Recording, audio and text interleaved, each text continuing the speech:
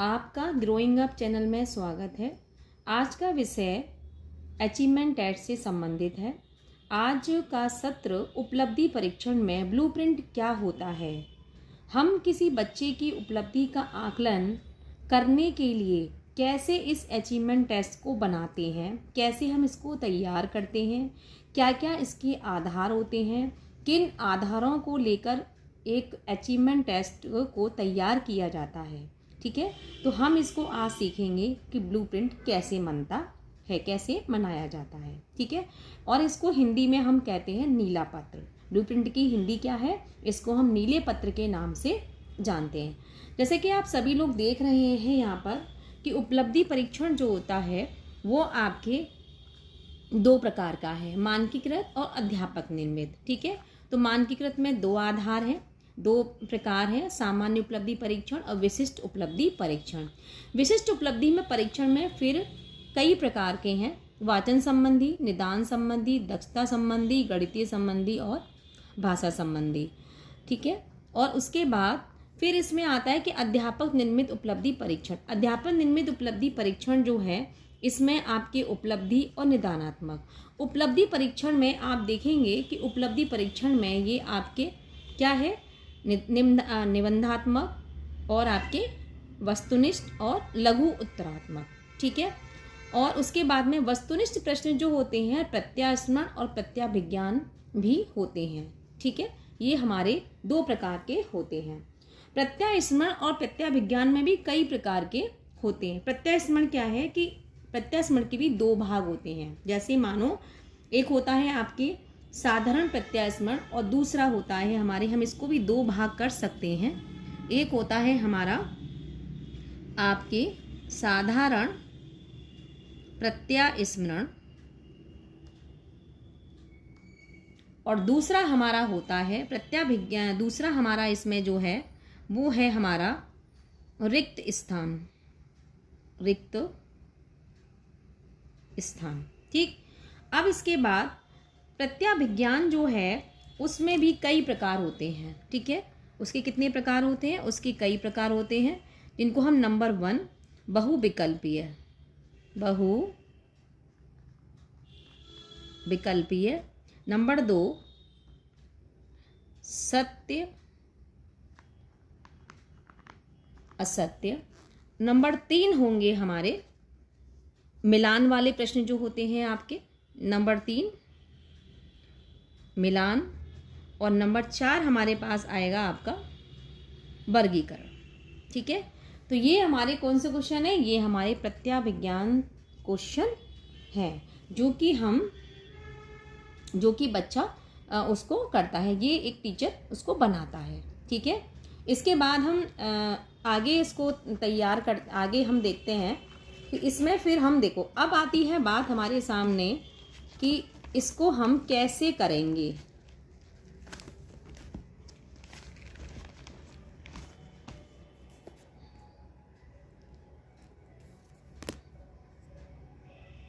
सबसे पहले हम लेंगे उद्देश्य के आधार पर अंकों का वर्गीकरण।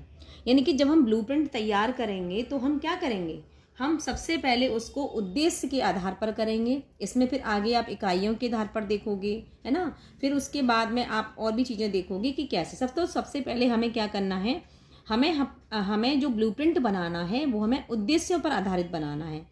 तो उद्देश्य को हम 4 भागों में बांट देते हैं, ज्ञानात्मक, बोधात्मक, प्रयोगात्मक और कौशल। अब हमने ज्ञानात्मक से संबंधित कितने क्वेश्चंस वहाँ पर दिए हैं किस इकाई में से, तो उनकी टोटल काउंटिंग, जो अंक हमारे निर्धारित होते हैं उनकी टोटल काउंटिंग को हमें यहाँ लिखना होता है। ऐसे ही बोधात्मक में, ऐसे ही प्रयोगात्मक में और ऐसे ही कौशल में। ठीक है, जितने परसेंट हमने क्वेश्चंस लिए हैं उतने परसेंट हमें यहाँ पर लिखना होता है प्रतिशत के रूप में।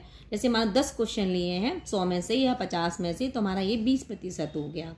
ठीक है, तो उनका हमें आधार यहाँ पर लेना होता है, टोटल हमें योग कर देना होता है कि हमने इतने प्रतिशत और इतने अंक के ज्ञानात्मक क्वेश्चन रखे हैं, बोधात्मक रखे हैं, प्रयोगात्मक रखे हैं और कौशल रखे हैं। अब अगली बात आती है आपकी इकाई के आधार पर। देखिए, इकाई के आधार पर अंकों का वितरण है इसमें। प्रथम इकाई, द्वितीय इकाई, तृतीय, चतुर्थ और पंचम। आप सभी को मालूम है कि इकाई जो है 5 ही होती हैं हर पेपर में। जैसे भी कोई भी आप पाठ्यक्रम पढ़ रहे हो तो उसमें हर पेपर में 5 इकाई होती हैं, ठीक है। अब करंट में 4 इकाई कर दी गई है, लेकिन 5 इकाई या मतलब 5 यूनिट ही पढ़ाई जाती थी, ठीक है। अब एक इकाई में से हम कितने अंकों का क्वेश्चन ले रहे हैं और कितने प्रतिशत ले रहे हैं, ठीक है। द्वितीय इकाई में से कितना ले रहे हैं, तृतीय में से कितना ले रहे हैं, चतुर्थ में से कितना ले रहे हैं, पंचम में से कितना ले रहे हैं।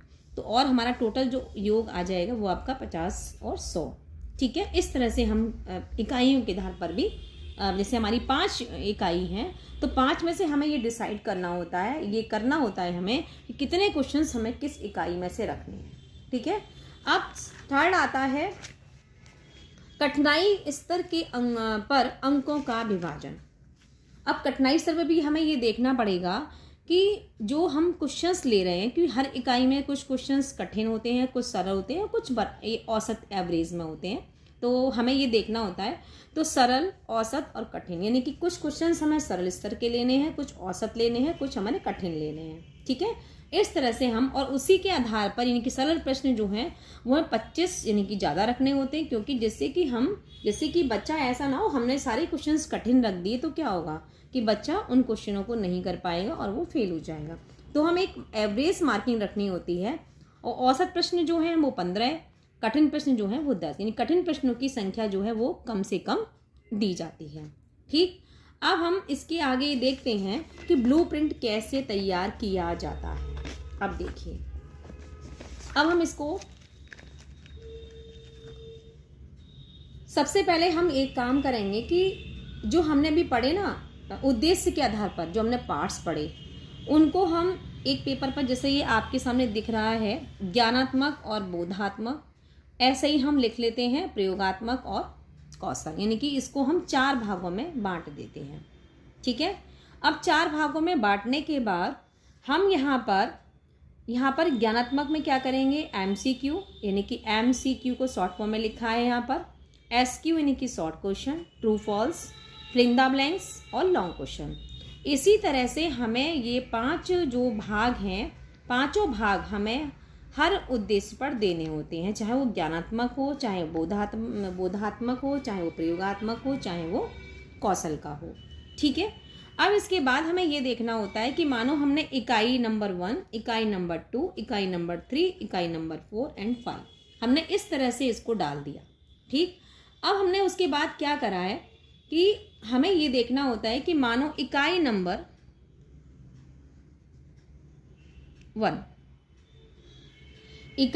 1 में से हमने MCQ जो वो लिया, वो 1 लिया और 1 नंबर का लिया, क्योंकि शॉर्ट क्वेश्चन है, बहुत है ना, MCQ है। इसके बाद हमने SQ यानी कि शॉर्ट क्वेश्चन लिया, एक क्वेश्चन लिया जो कि 5 नंबर का है, ठीक है। ये हमारा ज्ञानात्मक के आधार पर हो गया। ज्ञानात्मक का मीन्स होता है कि बच्चा जिस चीज़ को सीधे सीधे आंसर दे रहा है, उसे कोई बुद्धि का ज़्यादा प्रयोग नहीं करना पड़ रहा है, ना ही उसे कोई सोचने समझने की शक्ति का प्रयोग करना पड़ रहा है, ठीक है। सेकेंड यूनिट में से हमने लिया 1 क्वेश्चन 1 नंबर का, थर्ड में से लिया 1 क्वेश्चन 1 नंबर का, 4 में से लिया 1 क्वेश्चन 1 नंबर का, और 5 में से लिया 1 क्वेश्चन 1 नंबर का। तो 1 2 3 4 5 ये 5 नंबर हमारे टोटल इसमें हो गए। 5 यूनिट के 5 क्वेश्चन हो गए, तो 5 नंबर हमारे ये हो गए।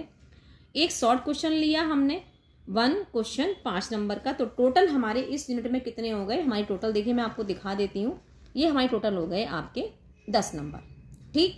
अब आते हैं हम बोधात्मक में।